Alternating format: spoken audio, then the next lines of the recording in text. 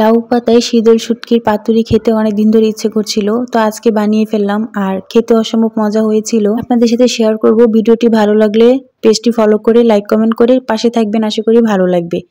আসসালামু আলাইকুম, কেমন আছেন? আশা করছি আপনারা সবাই ভালো আছেন, আমরা আপনাদের দয়ায় ভালো আছি আলহামদুলিল্লাহ। তো প্রথমে আমি এখানে কিছু রসুন কোয়া করে নিয়েছি, তারপর পেঁয়াজ কুচি করে নিয়েছি আর কাঁঠালের বিচি আমি এখানে কুচি কুচি করে নিয়েছি। আজকে আমি কাঁঠালের বিচি দিয়ে তৈরি করব।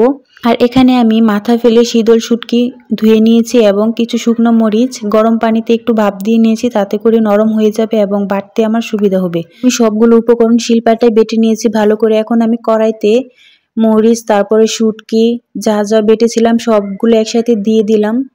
এখন দিয়ে দিলাম কাঁঠালের বিচিটা যে বেটে রেখেছিলাম ওইটা।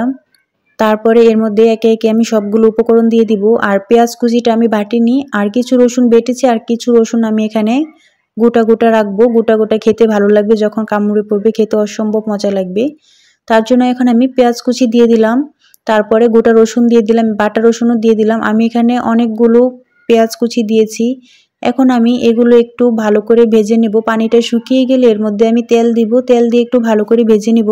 কাঁচাও তৈরি করা যায়, কিন্তু আমি আজকে ভেজে তৈরি করব, আর এভাবে তৈরি করলে আমার কাছে ভালো লাগে। একটু লবণ দিয়ে দিলাম পরিমাণ মতো, তারপরে দিয়ে দিলাম একটু হলুদ, কালারটা যাতে ভালো আসে তার জন্য একটু হলুদ দিয়ে দিলাম, না দিলেও চলে।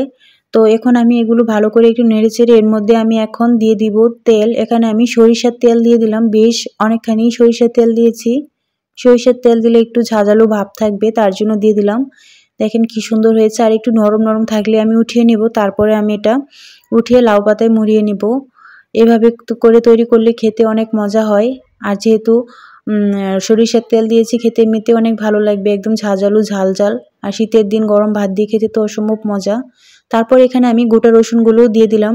এখন আমি লাউ পাতাগুলো আগে থেকে পরিষ্কার করে ধুয়ে নিয়েছি। এখন একটু একটু করে এর মধ্যে দিয়ে আমি হাত দিয়ে ভালো করে এভাবে করে মুড়িয়ে নিচ্ছি। দেখেন, এটা আমি সুতা দিয়ে বাঁধবো না, এভাবেই করব, খুলে যাবে না। তো এখন আমি একে একে বাকি সবগুলো তৈরি করে নিলাম। তারপর এগুলো আমার এখানে বেশ অনেকগুলো হয়েছে, প্রায় 10-12টার উপরে হয়েছে, একদম বড় বড় হয়েছে। এখন আমি প্যানটা গরম করে প্যানে আমি দিয়ে দিলাম সবগুলো লাউ পাতা মোড়ানো যে শীতল শুটকিটা ওইটা। এখন দিয়ে তারপর যখন একটু লাউ পাতাটা মিশে যাবে, তারপর আমি এর মধ্যে তেল দিয়ে ভেজে নেব, একদম কালো কালো করে ভেজে নেব। আর খেতে কি বলবো, সত্যি অসম্ভব মজা হয়েছিল। আপনারা এইভাবে তৈরি করে দেখবেন, আর কে কে এভাবে তৈরি করেন অবশ্যই জানাবেন। আর শীতের দিন গরম ভাত দিয়ে একটু ঝাল ঝাল হলে তো কোনো কথাই নেই। তো আমার খুব খেতে ইচ্ছে করছিল, তাই বানিয়ে নিলাম। এই তো দেখেন, আমি এখন কড়াইতেও কিছু ভেজে নিচ্ছি, একসাথে ভেজে নিলে খুব তাড়াতাড়ি হয়ে যাবে। তারপর এটা ঠান্ডা হয়ে গেলে আমি অনেক দিন যাবত রেখে ফ্রিজে রেখে খেতে পারবো, প্রায় 1 সপ্তাহের মতো আমি এটা রেখে খেতে পারবো। আমার এখানে অনেকগুলো হয়েছে।